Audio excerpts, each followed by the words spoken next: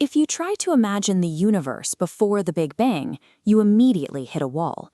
How can we deduce what existed before physical reality without relying on blind faith or assuming some underlying material was already there?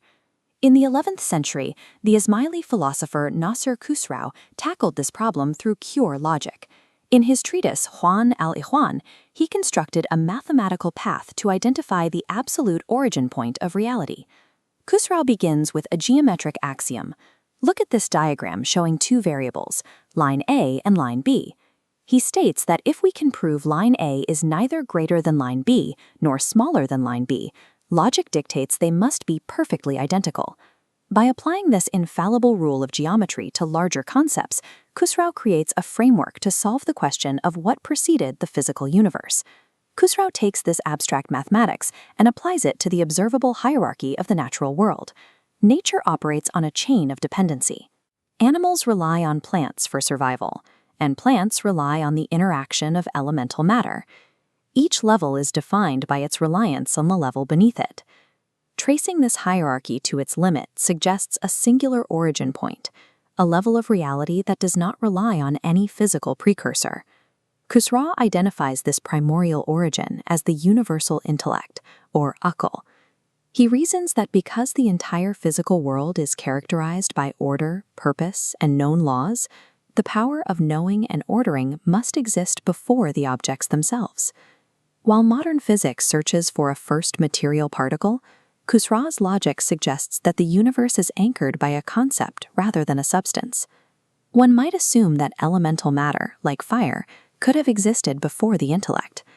If fire preceded the intellect, then the intellect would be a product of fire, a tool subjugated by matter. But our experience proves the opposite. We use intellect to conceptualize and command the element. Therefore, the commanding force must precede the thing commanded. This logic aligns Khusraw with the Neoplatonic traditions of classical Western antiquity. 8 centuries earlier, the philosopher Plotinus developed the concept of nous, the divine mind. Khusraw's Aql is the direct counterpart to Plotinus's nous. Both traditions identify the intellect as the very first emanation of the ultimate one. Despite vast differences in culture and time, these thinkers arrived at the same conclusion. A conceptual mind, not raw matter, is the foundation of reality. Khusraw deepens this argument by defining what it actually means to be a thing. He focuses on the term shay'iyya, or thingness. He argues that an entity only gains the status of a thing when it is grasped by the intellect. If something cannot be known or perceived by a mind, it effectively lacks existence. This establishes an epistemic boundary that Immanuel Kant would later explore through transcendental idealism. Kant argued that the mind provides the necessary structure, categories like time and space, that allow us to process reality. We cannot know a thing in itself outside of the mind's ability to frame it. Khusraw reached this same conclusion 7 centuries earlier. For him, the intellect is the prerequisite for existence because it is the mechanism that defines thingness. This makes it logically impossible for any thing to exist before the intellect, as the intellect is what allows a thing to be defined in the first place. This creates a new challenge. If there were no things before the intellect, how was the intellect itself created? Khusraw invokes the concept of ibda, creation from absolute nothingness. If the act of creation were a thing itself, it would require its own creator, leading to an infinite regress. To avoid this, Khusraw defines the origin as an act outside the category of things. Other global traditions handle this concept of the void differently. In Taoism, Laozi describes the Tao as the nameless source of all things.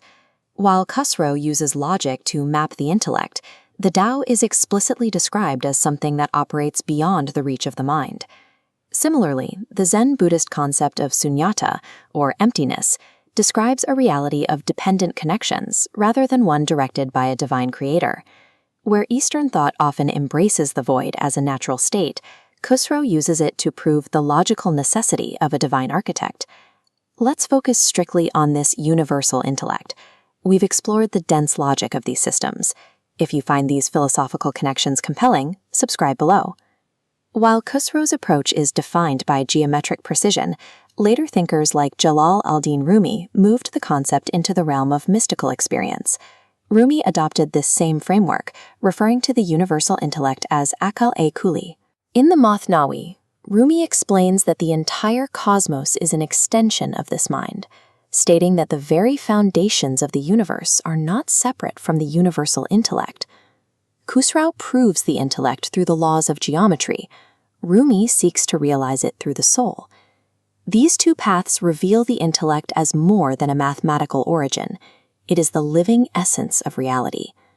Khusraw's original text anchors this deduction. He presents a final ontological trap, dividing existence into two categories. First, masusat, or perceptibles, everything experienced through physical senses. Second, makulat, or intelligibles, the realm of concepts and logic known only through the mind. This creates an absolute rule. If an entity can neither be sensed nor conceptualized, it has no place in reality. This places the material world in a subordinate position. Physical reality is a subset of the intellectual. The combined insights of Khusraw, Plotinus, and Rumi present the intellect as something much larger than a biological tool for survival. The intellect is not just a part of the universe, it is the foundational architecture of existence, the very fabric